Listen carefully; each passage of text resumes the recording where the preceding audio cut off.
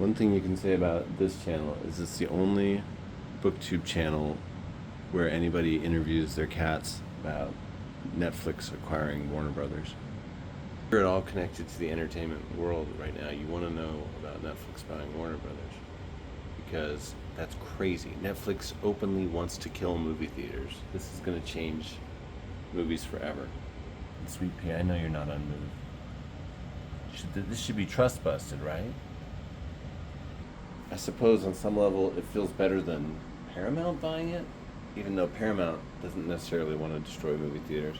Netflix is going to shrink that movie theater window to nothing, and it's going straight to streaming, right, Squirrel?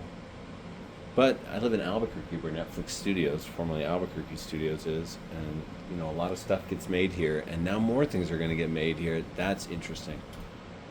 This dangerous monopoly might have an upside for me locally.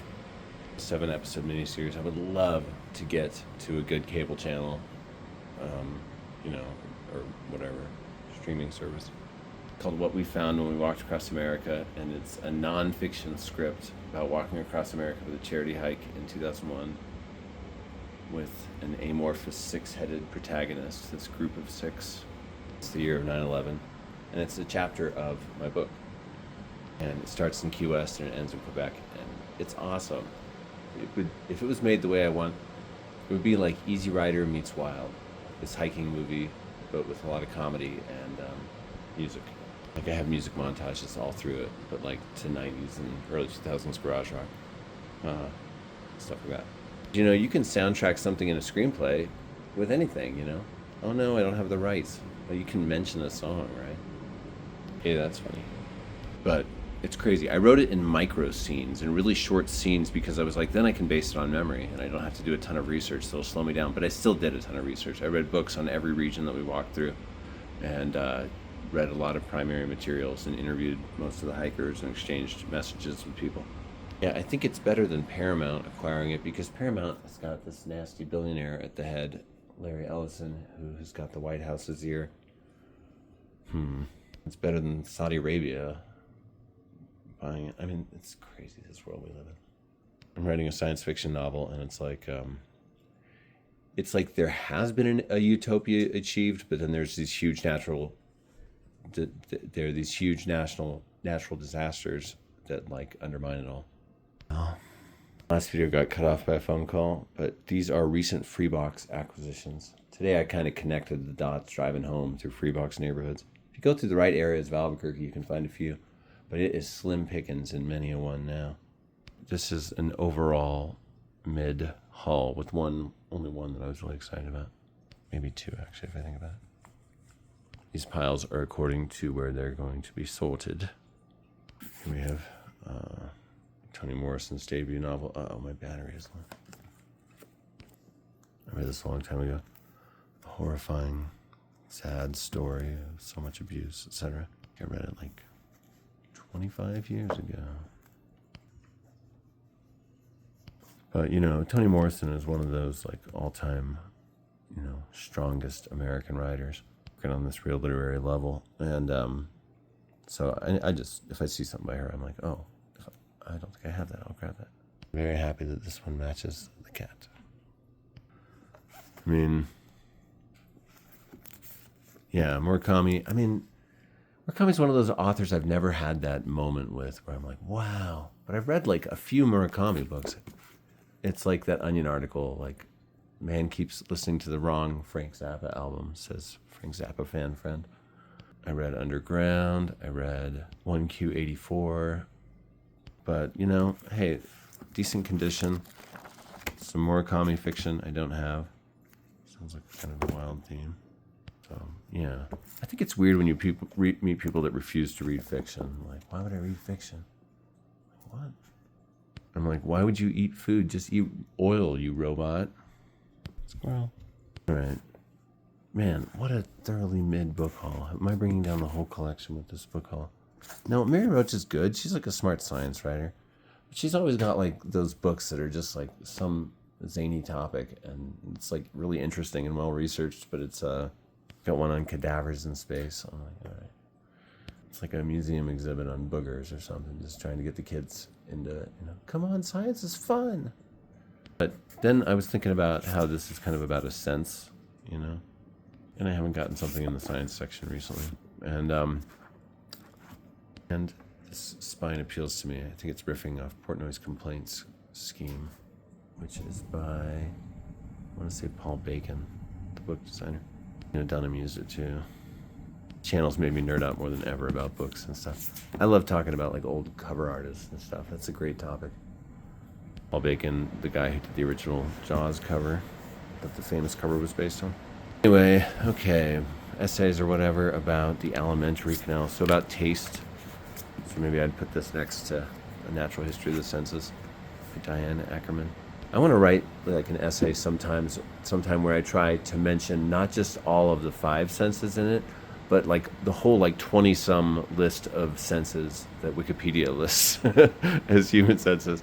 Because like there's your sense of balance, there's a sense that someone's watching you. I don't know if that's one of them.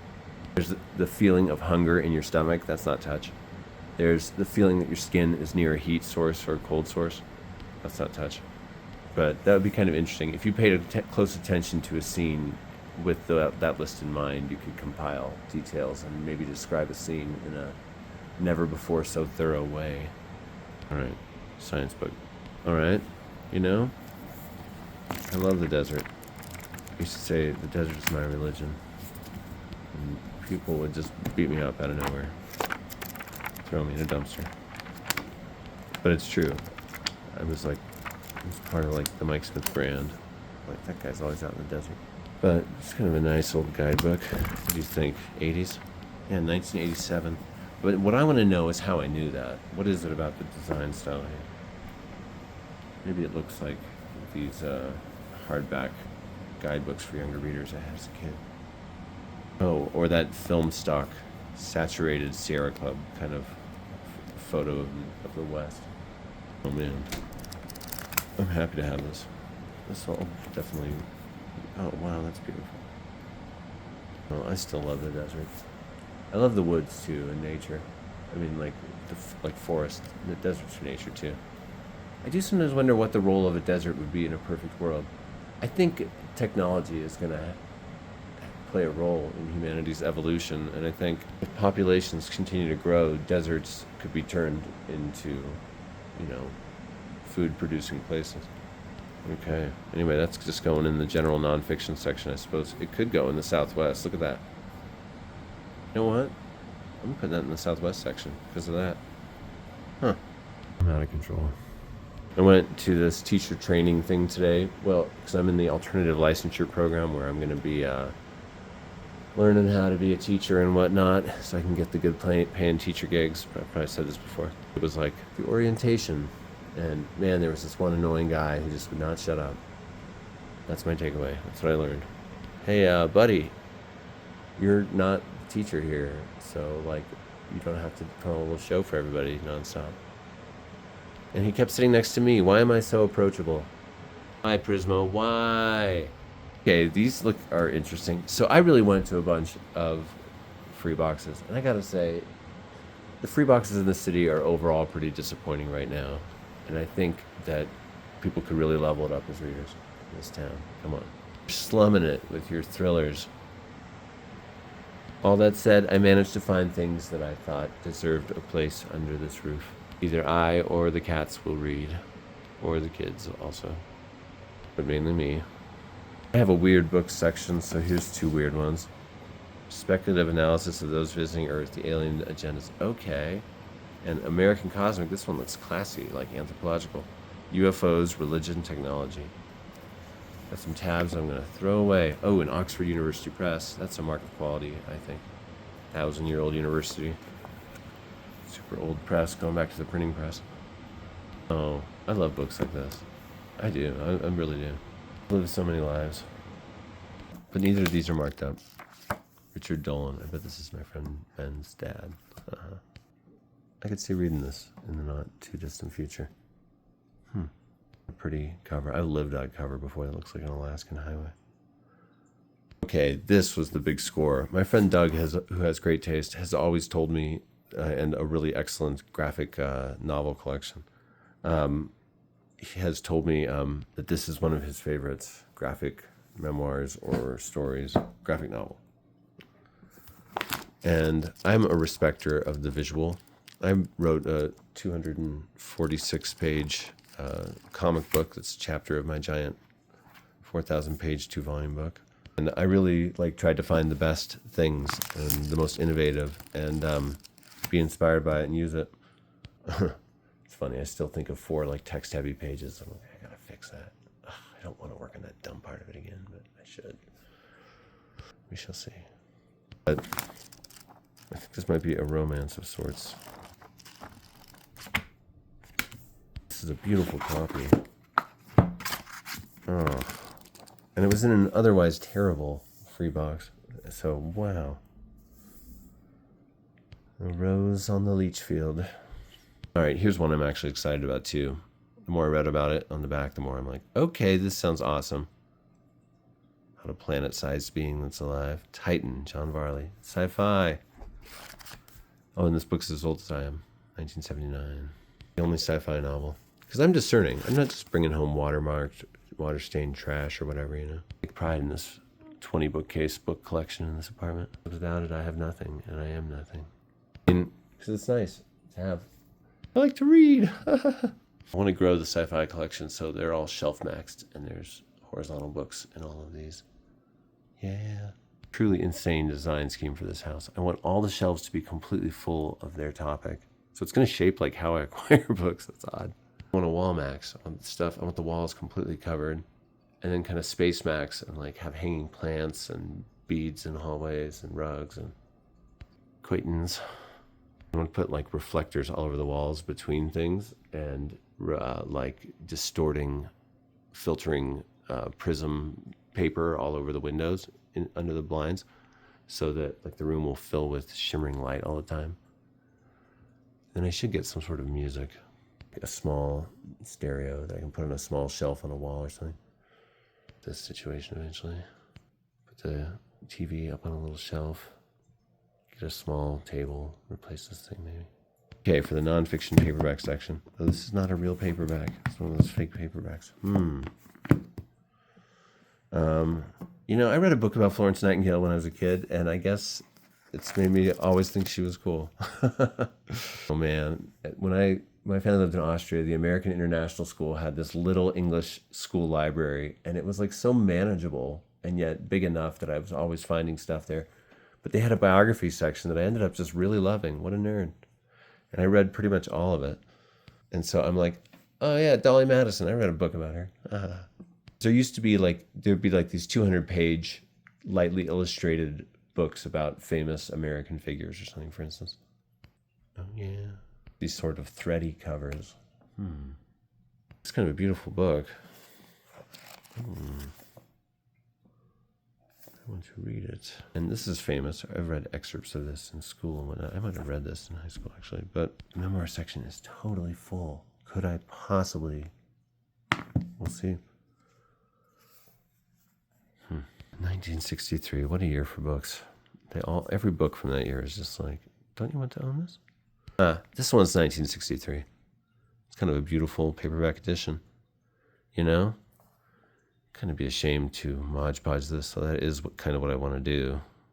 Because I've got 3 different versions or copies of this, but I'm not some Sherlock Holmes super fan, so I maintain an interest. I remember reading this as a kid. Our family had a big hardback copy inherited from my dad's adopted parents, the complete Sherlock Holmes. I still have it around here somewhere. And I remember reading this one early on. Yeah, I want to keep it, but the pulp section is kind of full. 1963. The New Mexico collection. Check this out. A booklet about Pueblo Bonito. Amazing archaeological site. Part of Chaco Canyon. Chaco Canyon is amazing. Seems like it would shut up any hater. I don't know how people go out there and are like, we should grind all this up for oil. All right, I'm about to show you all something surreal that's just happened. What's crazy is I don't think this is the first time this has happened. And also, it's just weird. If I had met,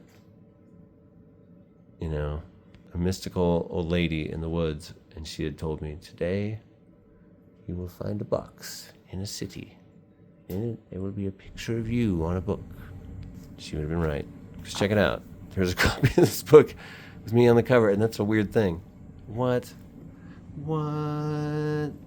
Yeah, my friend Stephen Usherman wrote this book, and I did a lot of the hikes with him when he was putting it together. That was like, he surprised me when I saw it. I was like, whoa, cool. And I've looked at this before in the New Mexico books, but now I have 2 copies. It's like I need to scrape some tags off there, but it might damage it. There's another cool kind of ephemeral, but kind of, look, it's bound. Beautiful book on Pueblo pottery. It is really interesting. Anytime I've ever read about the pottery of the Southwest or any of it, it's like, wow. This was like kind of niche. Whoa, look at this. The official spin from one of the secret bases here in town. Really, everything we're doing is fine. Look at us, just keeping things safe. Okay, I hope so. I'm just gonna forget what I read in the book I own, Top Secret Tourism. The book Command and Control. Really beautiful looking book. I love New Mexico. I love where I live. I get negative about it sometimes because I live in Albuquerque, and Albuquerque's just really rough sometimes. We've all got PTSD, and the state is super poor, but it's like beautiful. Look, that's not a posed moment. I was looking genuinely in awe at that beautiful mountain when that photo was taken. Sandy Mountains right there. So we got some new New Mexico stuff, because you can never know enough about where you live, right? I'm trying to convince my friend Ty that we should make a horror film together based on this article I wrote a long time ago about this lore from southern New Mexico, the Lordsburg Door, that lets all these different things in through portals down in southern New Mexico. And it was a whole great story, and I kind of broke it to the world by writing about these guys down in Lordsburg that claimed to, have encountered it. I think that's such a good organic topic for a New Mexico podcast. We could totally just record this and have clips and have it get weirder and weirder and whatever. What a cat. You treat those books well, kitty. You get those buttons that cats can press so they can talk. She can tell me what she's smelling on these books. Man murdered other man. Can smell blood. Oh. And these, should they go in art crit? I don't know. I can fit anything in the crit sections now. I'm gonna have to make choices or rearrange some things or find this or that and put it in a different section. When I was putting together that comic book chapter of my book, books like this were helpful to me. I took pictures of them and edited them in Pixar. They're old and like public domain. And it's cool to have stuff like this. Why do I have this? Am I a hoarder? I don't know. It's kind of beautiful. I'm artsy. I feel like this is the kind of thing I shouldn't reject. I love Dover. Dover books, you're great.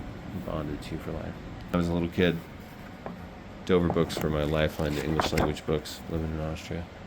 From the catalog. National Museum. Cover feels a little, binding. But this is like a pretty awesome resource.